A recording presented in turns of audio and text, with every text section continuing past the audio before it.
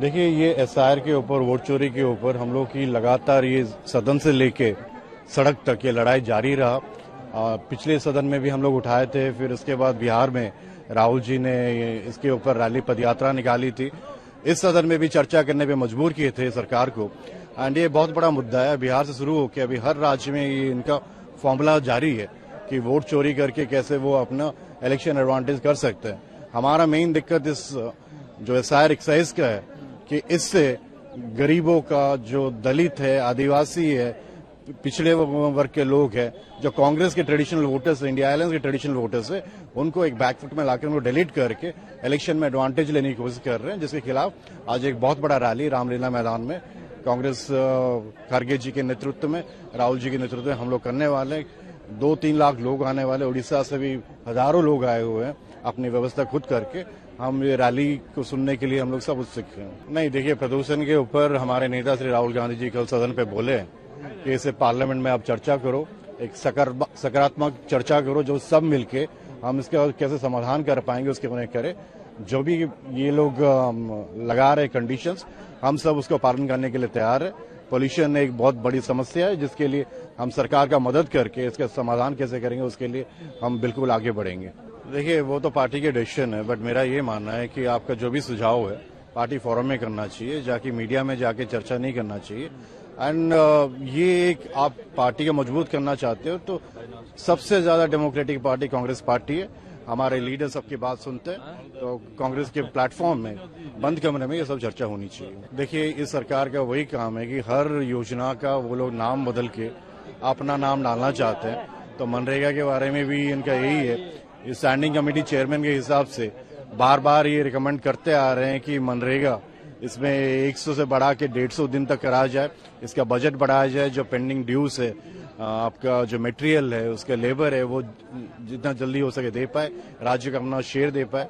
जो सुनने में आ रहे हैं, अभी तो पब्लिश नहीं किए, ये मनरेगा का बजट बढ़ा के 1.5 लाख करोड़ करने वाले हैं, जो कि स्वागत है, हम स्वागत करते हैं। ये कांग्रेस के दबाव में आके ये सरकार को घुटने टेकना पड़ा इसके लिए। देखिए, जिस तरह देश में लोकतंत्र को बंधक रखा गया है, वोट की चोरी हो रही है, लूट हो रही है, प्रजातांत्रिक व्यवस्थाओं पर कब्जा हो रहा है, निश्चित तौर से ये बीजेपी की जो सरकार है वो वोट चोरी की सरकार है। तमाम राज्यों में आदरणीय राहुल गांधी जी ने प्रेस कॉन्फ्रेंस करके देश के सामने, मीडिया के सामने, लोगों के सामने प्रत्यक्ष रूप से प्रमाणित एक एक वोटरों के बारे में, एक एक बूथ के बारे में, एक एक वहां की स्थिति के बारे में देश के सामने लाने का काम किया। और मैं समझता हूं कि जो आज बीजेपी है वो लोकतांत्रिक प्रणाली की व्यवस्था को पूरी तरह समाप्त करके निश्चित तौर से एकाधिपत्य के रास्ते पर जाना चाहती है। आज हम सब लोग उड़ीसा राज्य से लगभग 5000 से अधिक लोग वोट चोरी के खिलाफ आदरणीय राहुल गांधी जी के साथ कदम से कदम मिलाकर इस आवाज को बुलंद करेंगे और निश्चित तौर से एक ही नारा होगा, वोट चोर गद्दी छोड़। और इसी नारे को बुलंद करते हुए इस देश के बुनियादी ढांचे पर हम आक्रमण नहीं होने देंगे, इस सरकार को उखाड़ फेंकेंगे और संकल्प के साथ आगे बढ़ेंगे। देखिए, आदरणीय राहुल गांधी जी ने प्रदूषण, जो जीवन से जुड़ा मुद्दा है, लोगों के हित से जुड़ा मुद्दा है, उनके स्वास्थ्य से जुड़ा मुद्दा है। किसी भी व्यक्ति को स्वास्थ्य, शिक्षा, सुरक्षा, रोजी रोटी, कपड़ा और मकान की अनिवार्यता है और संविधान में स्पष्ट रूप से अनुच्छेदित किया गया है। आदरणीय राहुल गांधी जी ने मूल विषय को उठाया, दिल्ली का जो प्रदूषण है, जिस तरह यहाँ के छोटे छोटे बच्चे बीमारियों के शिकार हो रहे हैं, बुजुर्ग लोग काफी बड़े बीमारियों के शिकार हो रहे हैं, कैंसर पांव पसारते जा रही है। मैं आपको एक उदाहरण देता हूं, मैं कुशीनगर जनपद से आता हूं, उत्तर प्रदेश से, और सेवरही कस्बा है।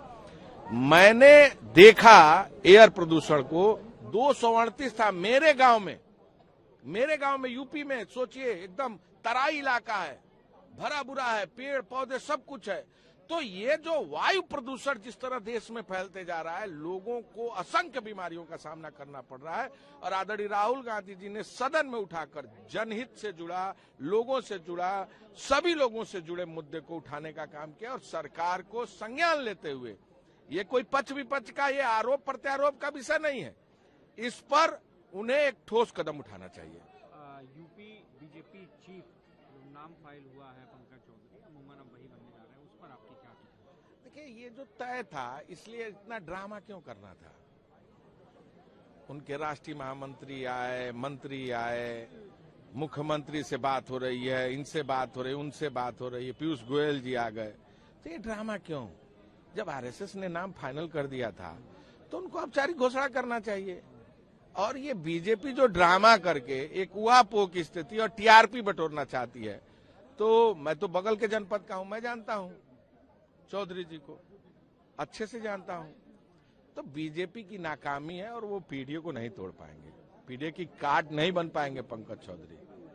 निश्चित इस बार पिछड़ों ने तय किया है, जिसकी जितनी संख्या भारी उसकी उतनी हिस्सेदारी तय करेगी। सवाल ले लेता हूँ, आपके राज्य में जो नेता आपकी पार्टी के खिलाफ ही बोल रहे हैं, उन पर कब तक कार्रवाई की हम उम्मीद करें, और क्या कार्रवाई होनी चाहिए या एक मौका हर किसी को मिलना चाहिए? देखिए, अभी इस पर हम डिस्कशन कर रहे हैं, करेंगे इस पर। अभी तो आज हमारा वोट चोरी के मुद्दे को लेकर आंदोलन है, तो सबसे पहले हम इस आंदोलन को सफल बनाने में, ये हजारों लोग आप देख सकते हैं किस तरह ये लोग यहाँ उपस्थित है। और रामलीला मैदान में तो 5 लाख से अधिक लोग, रिकॉर्ड लोग इकट्ठा होकर इस सरकार के खिलाफ गगनभेदी नारा लगाते हुए, पहले लड़े थे गोरों से, अब लड़ेंगे चोरों से।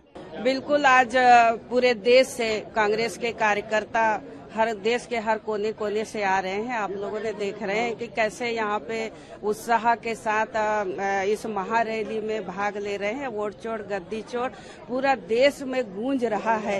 निश्चित तौर पर आने वाले समय में कांग्रेस को फायदा मिलेगा। जिस तरह से भारतीय जनता पार्टी केंद्र की सरकार ने वोट चोरी करके गद्दी हासिल कर रहे हैं, अब बिल्कुल भी जनता बर्दाश्त नहीं करेगी।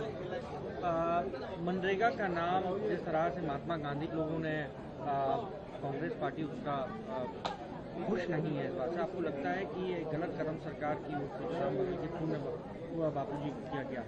जिस उद्देश्य से कांग्रेस सरकार ने महात्मा गांधी राष्ट्रीय योजना लागू की थी, वो बिल्कुल खत्म हो गया है। आज पंचायतों में हाहाकार मचा हुआ है क्योंकि इस उद्देश्य से उस योजना को लागू किया था कि एक एक बेरोजगार, एक एक मजदूर को गांव में काम मिले, हर एक गांव ग्राम पंचायत में काम मिले।